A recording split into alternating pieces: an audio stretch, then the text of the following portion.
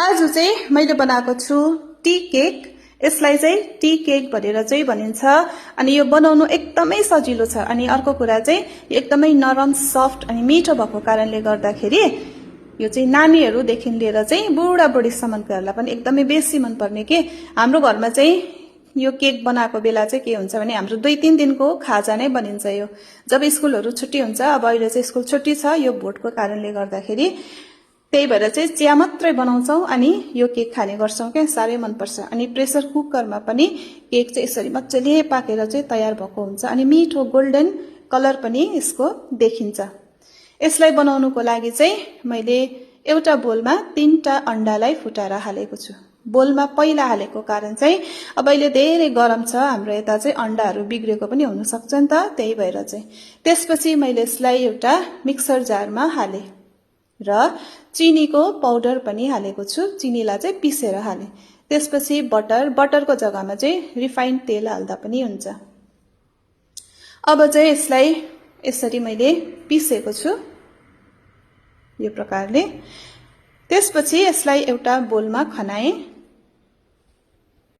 र बोलमा खनाइसकेपछि चाहिँ अब मैले यसमा आधी कप चाहिँ मैदा हालेको छु। यो टी केक चाहिँ मैदाबाट नै बनिन्छ र 1 चम्ची मैले दही पनि हाले। अब मैदा र दहीलाई यहाँनिर मज्जाले मिक्स गर्नुपर्छ। यसरी अहिले भिडियोमा चाहिँ म छोटो देखाउँछु यसरी मिक्स गरेको, तर बनाउँदाखेरि चाहिँ यसलाई अलिक धेरै समय, कमसे कम 5-6 मिनेटसम्म चाहिँ यसलाई फिटिरहनुपर्छ, तब चाहिँ केक मज्जाको बनेर तयार हुन्छ।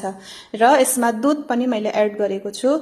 दूध चाहिँ एकैचोटी नहालेर कम्ती कम्ती गर्दै हालेको छु। अनि यसको जुन चाहिँ घोल छ त्यो चाहिँ एकदमै बाक्लो पनि होइन अनि पतला पनि होइन, त्यो प्रकारको। र बेकिङ पाउडर अनि बेकिङ सोडा अन्तिममा हालेको छु। बेकिङ सोडा चाहिँ एकदमै कम्ती हाल्नुपर्छ। अब यसलाई मज्जाले मिक्स गरेर तयार गरिसकेपछि चाहिँ मैले यो केक बनाउने मोल्डमा हालेको छु। यसमा मैले तेल दलेर चाहिँ बटर पेपर पनि ओछ्याइदिएको छु। र यो छैन भने चाहिँ स्टिलको जुन चाहिँ टिफिनहरु हुन्छ त्यसमा पनि यो बनिन्छ, तर तेल चाहिँ दल्नुपर्छ। अब यसलाई चाहिँ हालिसकेर यसरी ट्याप गरेको छु र 10 मिनेट अगाडि नै कुकर चाहिँ मैले बसाइसकेको थिएँ, ताकि कुकर चाहिँ तातिएर रेडी हुँदै गरोस् भनेर। र एउटा स्ट्यान्ड लगाएर मैले यो केकको मोल्डलाई लगाइदिए र कुकरको चाहिँ ढकनीको लाबर र सिटी चाहिँ निकाल्नुपर्छ। र लो टु मिडियम फ्लेममा यसलाई छोपेर चाहिँ मैले आधी घण्टा भन्दा चाहिँ बेसी पकाएको छु।